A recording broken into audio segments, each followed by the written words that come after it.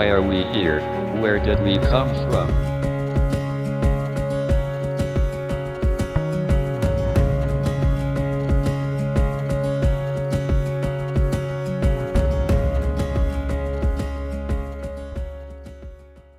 Hello, everyone. Welcome to this training session on the British Parliamentary format of debating. My name is Andrews, and I'm going to take you through an introductory lecture on debating the British Parliamentary format. A brief introduction of myself. I've been debating for the past 6 to 7 years and coaching over the past 5 years. I'm a two-time Pan-African Universities Debate Championship finalist. I've won more than 10 British Parliamentary Debate Championships all over the world. And I've broken out the World Universities Debate Championship, both as a debater and as an adjudicator as well. So I hope this lecture on BP is exciting and creates much more interesting memories for you to engage with the format. Our outline for today is we'll briefly look at what the British Parliamentary format is. We'll talk about the BP format itself and the various things you need to know about the format. We'll look at the speaker order and speaker roles. And finally, we'll touch on points of information, also known as POIs. So first, let's look at what is BP debate. There are major BP competitions around, including the Oxford Schools, the Cambridge British Parliamentary, the World Universities Debate Championship. And so the British Parliamentary format is mainly a very popular debating style that is used by these big institutions. Just like other regulated debates, which come with rules, regulations, and come with specific requirements when debating them, the British Parliamentary debate format is one of the more popular ones that you'd find widely adopted by many people all over the world.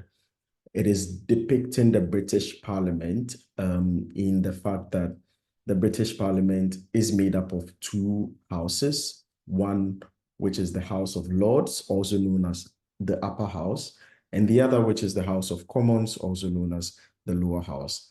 And so the British Parliamentary format equally replicates two houses, which we'll look at subsequently to talk about what is the Upper House and then what is the Lower House. It was first adopted mainly by UK universities, obviously because it is depicted after the British Parliament, and so that's where it's originated from. But it's now widely popular in many debating competitions around the world, including the World Universities Debating Championship, which is the highest competition that upholds this format and has done so over a very long time. So let's look at what the British Parliamentary format looks like. First, it is depicting the British Parliament, like I said, and so there are two sides. And just like every parliament in the world, there are two sides. There's the government side, or what in debate, or in popular debate, you would term the proposition side, but specifically in British Parliamentary, it is termed as the government side. And then there is the opposition side. Now, this is meant to reflect what happens in Parliament, where there's the party in government, and then there's the opposition party. And then these two parties form two sides of the Parliament House, and then they come together to discuss issues, make resolutions, and then settle, sometimes using voting to decide what decisions is in the best interest of a country. Each side is further divided into the opening and closing teams. Now, this is interesting because, like I mentioned earlier, there is the Upper House, which is the House of Lords in the British Parliament, and then the Lower House, which is the House of Commons in the British Parliament.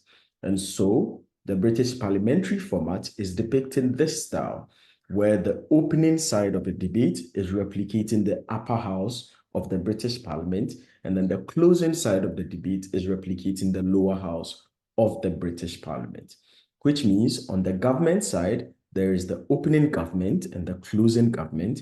And then on the opposition side, there is the opening opposition and the closing opposition, thereby making it a 4-team style debate with 4 teams making up each complete debate. All 4 sides now have 2 speakers each, making it a total of 8 participants to debate a British parliamentary round. Don't worry if it looks fuzzy now, there will be clear depictions of this in subsequent slides. Now, the names of these speakers and these roles are usually named after the positions that they fulfill within the British Parliament. And so this is a pictorial depiction of it with the proposition side, or what you would call the government side in British Parliament specifically, and then the opposition side. Now there are two teams, two speakers here making the opening government, two speakers here making the opening opposition. So you look opening opposition, these two, opening government, these two. And then you have the closing government, these two, the closing opposition, these two speakers, right? So each side has two teams, each team has two speakers. And so in total, you have two sides. Each of these sides have two teams, making a total of 4 teams. And each of these teams have 2 speakers, making a total of 8 speakers. So let's look at the speaker order and the speaker roles that exist within a British parliamentary debate. First, there are teams that have speakers, and like we've highlighted, there are 2 teams on the government side, 2 teams on the opposition side. Each of these teams have 2 speakers each, and so let's look at the teams and the speakers. In opening government, remember we said that for every side, there is an opening and there is a closing. So on the government side, there is opening government, which has 2 speakers. One named the Prime Minister, who is the first speaker in opening government, and then the Deputy Prime Minister, who is the second speaker in opening government. In opening opposition, again, there are 2 speakers. First speaker is called Leader of Opposition. The second speaker is called the Deputy Leader of Opposition. In closing government, which is the second team on the government side of the debate, there are 2 speakers again. The first speaker is called the Member of Government, and the second speaker is called the Government Whip. And then finally, there is the closing opposition, which is the second team on the opposition side of the debate. And they also have 2 speakers. The first speaker is called the Member of Opposition, and the second speaker is called the Opposition Whip.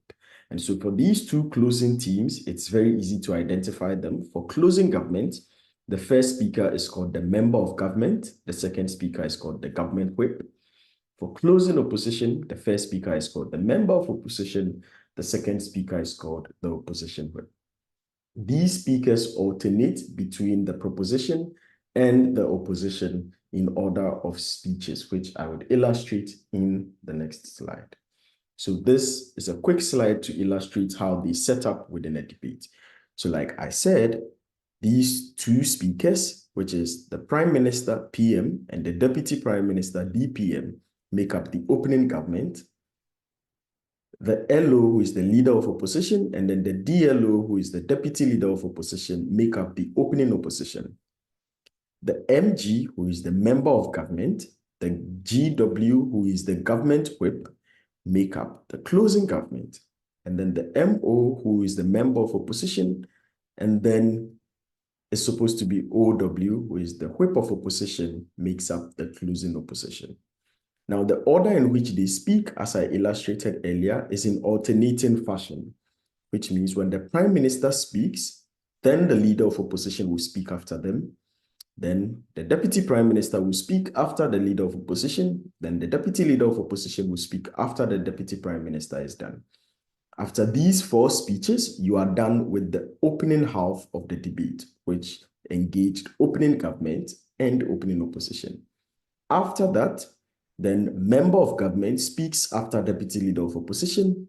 Then Member of Opposition speaks after Member of Government. Then Government Whip speaks after Member of Opposition. Then Opposition Whip speaks after Government Whip. And then that completes the closing half of the debate and the entire debate as well. So take note of this. They speak in alternating fashion from one government speaker to the next opposition speaker, to the next government speaker, to the next opposition speaker. They alternate that way until the debate is done.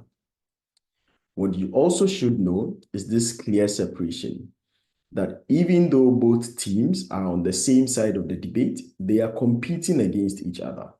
So opening government is competing against closing government, even though both teams are supporting the motion. Opening opposition is competing against closing opposition, even though both teams are supporting the motion. And so in British parliamentary debates, there is rankings from first to fourth, which means each team is ranked in order of how judges felt that they performed within the debate round. So you can be first, second, third, or fourth among the fourth teams, with the fourth team getting no points, the third team getting 1 point, the second team getting 2 points, and the first team getting 3 points. Now, let's talk about the speaking order, which is equally replicated here. So the Prime Minister speaks first, Leader of Opposition speaks second, Deputy Prime Minister speaks third, Deputy Leader of Opposition speaks fourth, Member of Government speaks fifth, Member of Opposition speaks sixth, Government Whip speaks seventh, and then Opposition Whip speaks eighth. Now let's talk about traditional British parliamentary speaker roles. So as we've seen, each team has 2 speakers. We've seen that opening government has the Prime Minister and the Deputy Prime Minister. Opening opposition has the Leader of Opposition and the Deputy Leader of Opposition. Closing government has the government member and the government whip. Closing opposition has the opposition member and the opposition whip. So let's look at what each of these speakers do. First, let's start with the Prime Minister, also short formed as PM. This is the first speaker of opening government, and in standard British parliamentary speaks for 7 minutes, 15 seconds. Note, each speaker in British parliamentary speaks for the same amount of time, and in standard British parliamentary, each speaker speaks for 7 minutes, 15 seconds. What are the roles of the Prime Minister in a British parliamentary debate? They are required to set up the debate, which means they are required to state definitions, to clarify the setup of the debate, where is this debate happening, what is the meaning of the motion, and explain what the debate ought to be about. They are equally expected to identify and explain their main contribution to the debate, or what judges should be expecting from their team in the debate. And then finally, they are expected to deliver arguments to support what their contributions ought to be and what judges should be expecting from them. The second speaker in this British parliamentary format debate, as we've said, is the Leader of Opposition, also shortened as LO. The Leader of Opposition is the first speaker of opening opposition and also speaks for 7 minutes, 15 seconds. What is expected of the Leader of Opposition? First, they're expected to give clarifications if necessary. So if Prime Minister explained the motion or defined certain key terms in ways that the Leader of Opposition feels are unfair, uncharitable, or unfavorable, they can clarify and re-explain the definition in a way that they think is fair and charitable to everyone in the debate. They equally are expected to set up, which means indicating what their stance is. What is the goal that they want to achieve within the debate? Do they have any counter model to counter what Prime Minister has indicated that opening government would be pushing for? This is not always the case, but it's necessary if the team and Leader of Opposition feels that they have to do so. You can also engage in rebuttals within your Leader of Opposition speech because Prime Minister has spoken and you have the opportunity to rebut some of the things that the Prime Minister has said. Finally, you identify what your main contributions are and then provide arguments to support those main contributions.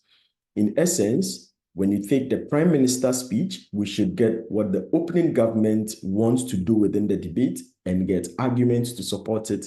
If you take the Leader of Opposition speech, you should get what the opening opposition wants to do within the debate and arguments to support it. Let's come to the 2 deputy speeches. So there's Deputy Prime Minister and Deputy Leader of Opposition. They have very similar roles, and so we'll talk about them together.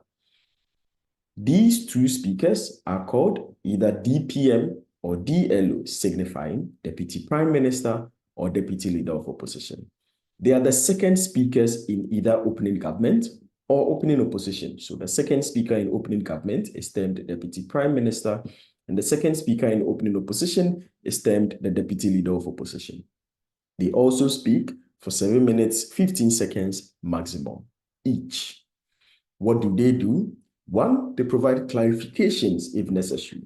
And so if Prime Minister have spoken and Deputy Prime and Leader of Opposition has misinterpreted what Prime Minister wanted to say, it is up to Deputy Prime Minister to come and clarify to the judges that this is what Prime Minister meant and not the misconception you had from Leader of Opposition.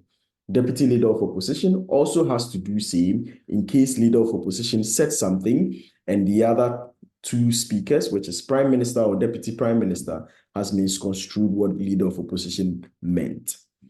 Secondly, they're expected to do rebuttals because they are deputy speakers and they are supposed to defend their prime ministers and their leaders of opposition. And so the deputy prime minister is expected to rebut the arguments that are heard from leader of opposition. The deputy leader of opposition is expected to rebut arguments that have been heard from both the prime minister and the deputy prime minister. Thirdly, they're expected to provide extensions. Extensions are simply extra arguments to support their team's stance and their team's claim, which means the arguments that the leader of opposition provided and arguments that the prime minister provided, you can have supporting arguments, more of it, from the deputy speakers to support their initial speakers. Finally, they can highlight what clashes are and also illustrate what their main contributions are within the debate. Clashes mean they can explain where they differ or where they disagree with the opposing team and highlight why those disagreements should be the basis on which they win the debate. And so at this point, we have covered what the Prime Minister and the Deputy Prime Minister should be doing and what the Leader of Opposition and the Deputy Leader of Opposition should be doing. Let's talk about the other two teams. First, the government member, who is the third speaker on the government side of the debate, because he speaks as a third speaker on the government side, but also is the first speaker to come from the closing government team, right? So the closing government team, remember we said, has the government member and the government whip. So let's start with the member of government, who is also the government member. Shortened as MG, is the first speaker of closing government and speaks for 7 minutes, 15 seconds. Sorry for the 20 seconds mistake there. It's 7 minutes, 15 seconds, just like every single standard British parliamentary speech. Now, this speaker is expected to provide distinction between themselves and the opening government. And so, for instance, because they are competing against each other, they need to explain why their argument that they are going to be presenting is different from the argument that the opening government presented. Then they can equally set up, which means they can explain what their main goal is within the debate. They can explain points of clarification and characterization. Thirdly, they then identify and explain their main contribution within the debate. So they need to highlight to the judges what should they be credited for as closing government for arguing within the debate.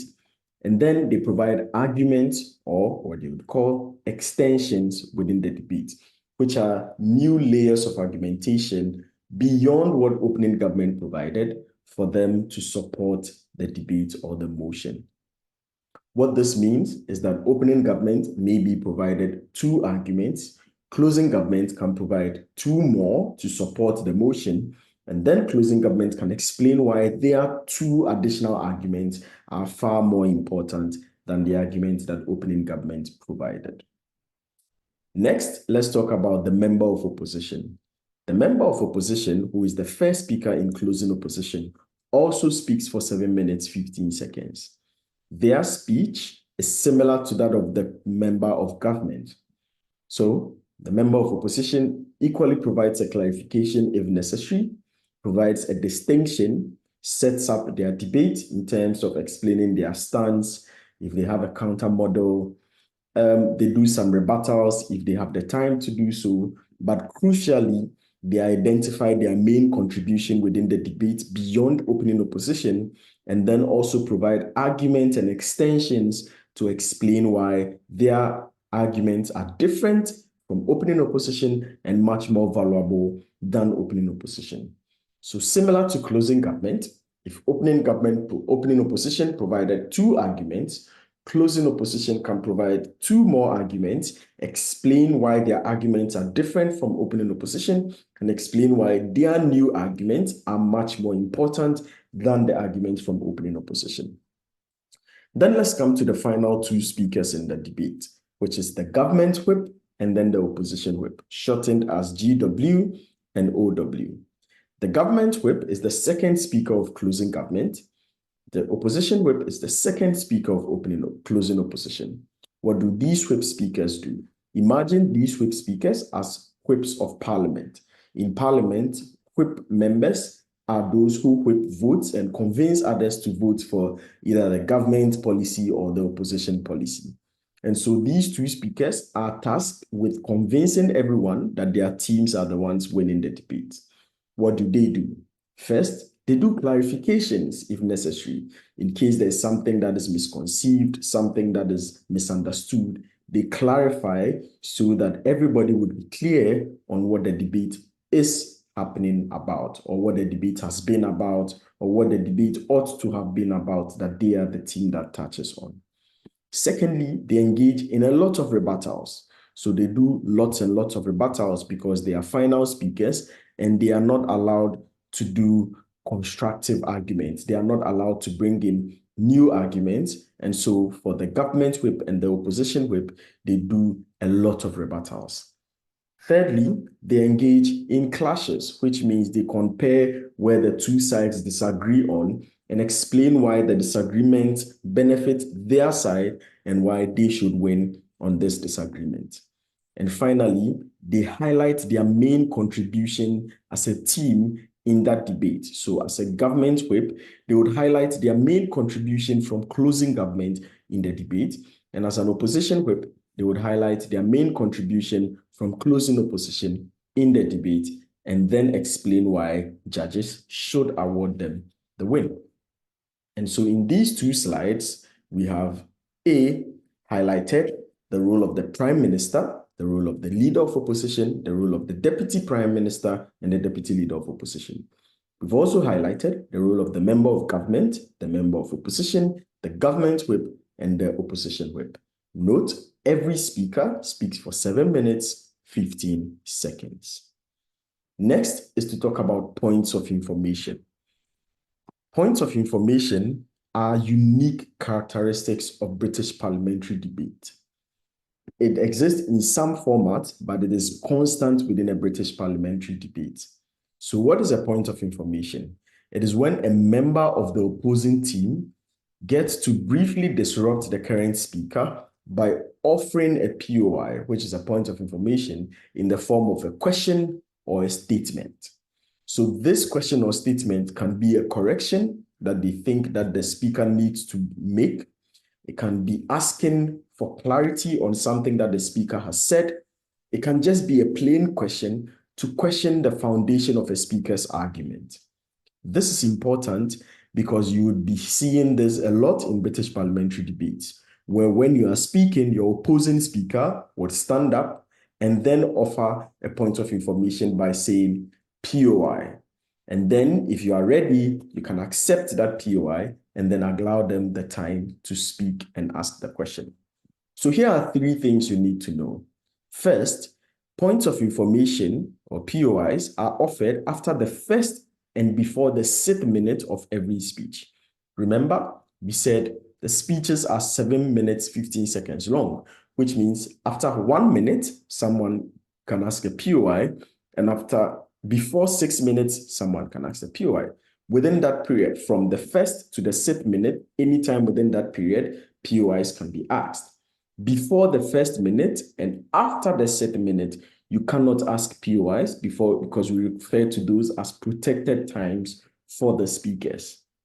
Secondly, POIs are offered by the opposing bench, which means if you are either opening government and closing government, only opening opposition and closing opposition can offer you POIs.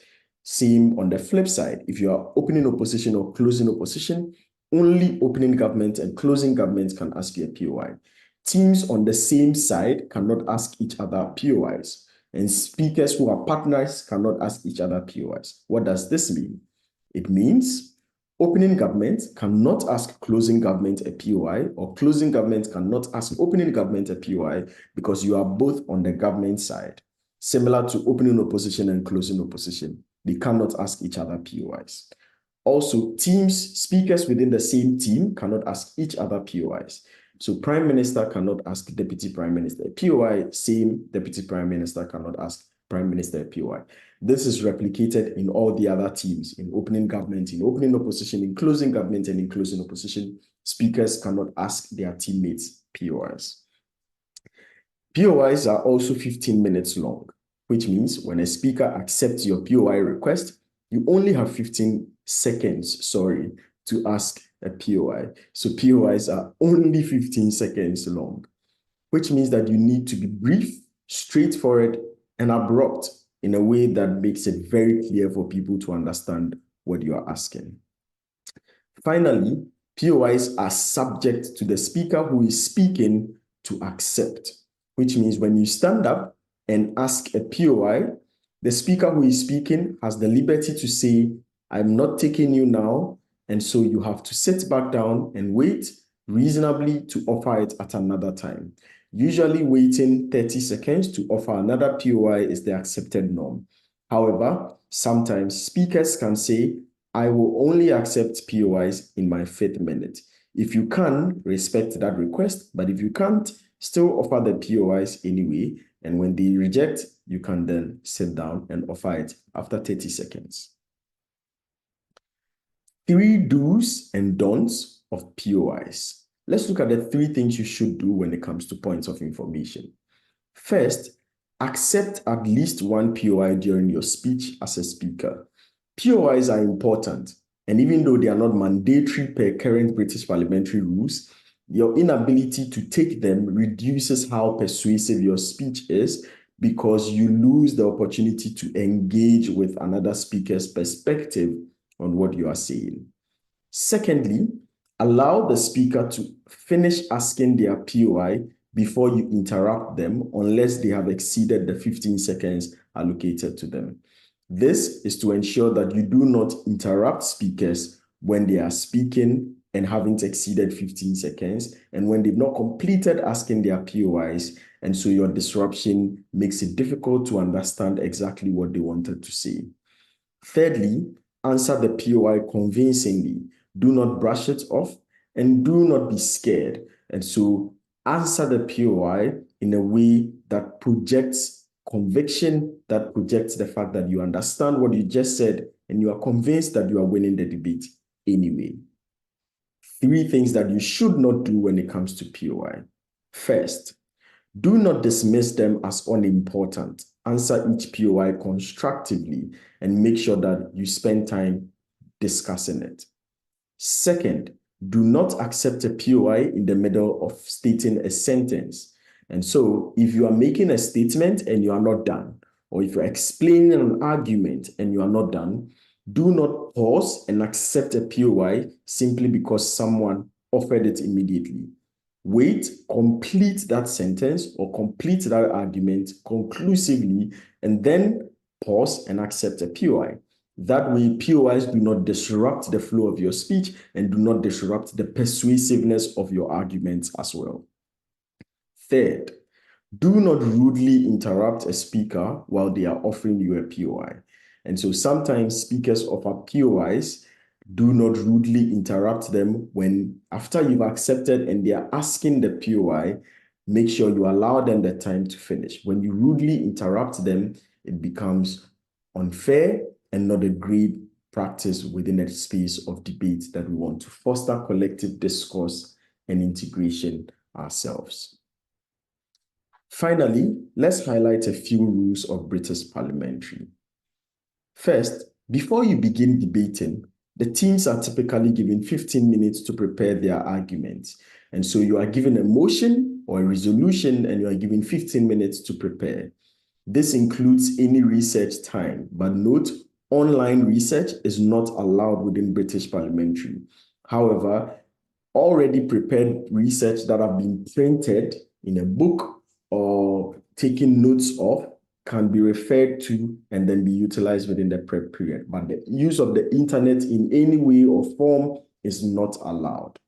Second, each speaker typically speaks for 5 to 7 minutes. Like I said, standard British Parliamentary is 7 minutes, but there are some times where variations can happen and adoptions can be made for 5 minutes. We'll talk about that in detail in the next slide, with the chair indicating at the end of the allotted time with a bell or a gavel, if they have any.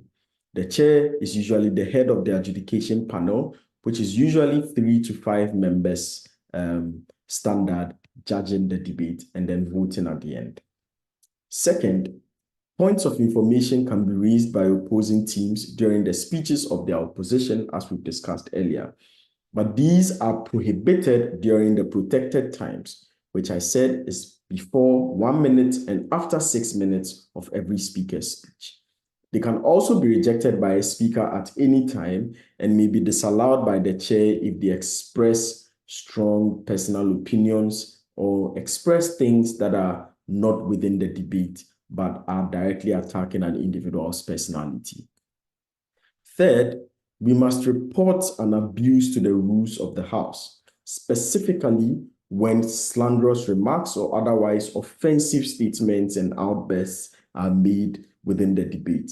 Remember, debate is equally a professional sport and a reasonable space for discourse, and that is equally upheld within the rules of the British Parliamentary debate. Finally, a panel of judges usually rank the teams from first to fourth. The team with the most votes win after a period of discussion amongst the judges, usually 15 minutes. Most of the times, judges reach a consensus decision and agree on the rankings for all teams. But in instances where a consensus decision is not reached, judges are made to vote, and the teams with the most votes win the round. Like I said earlier, British parliamentary format can be modified in some instances. You can modify the time, you can modify the POI rules to fit specific demands of specific competitions. Sometimes the age of the students participating in British parliamentary may not allow you to do 7-minute speeches because it's too long, and so you can narrow it down to 5-minute speeches. That is the case, for instance, in the Oxford Schools Debating Competition Hong Kong Regional Rounds for this year, 2024. So let's chat a little bit about this. The Hong Kong Debating Competition, Oxford Schools Debating Competition, the Hong Kong Regional Round for the year 2024 will be happening from 27th January to 28th January 2024. It's a weekend, so it happens on a Saturday to a Sunday. From the ages of 12 years to 18 years old, you are allowed to participate. 2 students per team, like for British Parliamentary, but for this time round, you are speaking for 5 minutes with POIs as well. And so instead of the standard 7 minutes, 15 seconds, this time it's been modified to 5 minutes with obviously the grace period of 15 seconds. And so 5 minutes, 15 seconds to participate in this competition. All students in Hong Kong are invited to register and participate. You can see the registration link for the competition here. And so you are able to register and then participate within this period. Now, this is a unique competition because the top 2 teams of the competition will attend the Oxford Finals Day at Oxford Union in the UK to compete on 9th March 2024 with a debate coach from Sea Change, a very top BP debate coach from Sea Change, who would help you train and then prepare you to do well at that competition. While you register for this competition by scanning this QR code on the left-hand side of the screen, there is equally a debating boot camp for anyone who is interested in the British Parliamentary debate training because you are interested in the Oxford Debating School Competition, the Hong Kong Regional Round. The British Parliamentary Oxford Schools Boot Camp would happen from any of these dates that are here: Tuesday, 9th January, 16th January, 23rd January, Friday, 12th January, 19th January, and 26th January, and on Saturday, 6th January, 13th January, and 20th January. You can register for any of the dates that are listed here, and so you do not have to register for every single one of them if your schedule doesn't allow. It's open to 12 to 18 years, and the cost is 600 Hong Kong dollars per hour. The time is 5:30 p.m. to 7 p.m. So register using the QR code here and then participate in the Oxford Schools Debating Bootcamp for British Parliamentary and train ahead of the competition so that you can participate. And if you are part of the top 2 teams, which you most likely can be, you then get to train even further and to participate in the final day's competition on 9th March in the UK.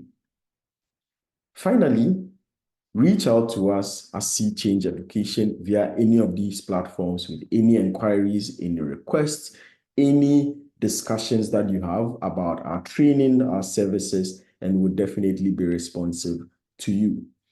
Thank you very much for joining us in this session. Thank you very much for listening to this training discussion. And we hope that you are well informed about the rules and basic regulations of British parliamentary debating. But more importantly, we hope that you'll be joining us at the Hong Kong regional rounds for Oxford Schools Debating Championship 2024. Thank you very much and take care.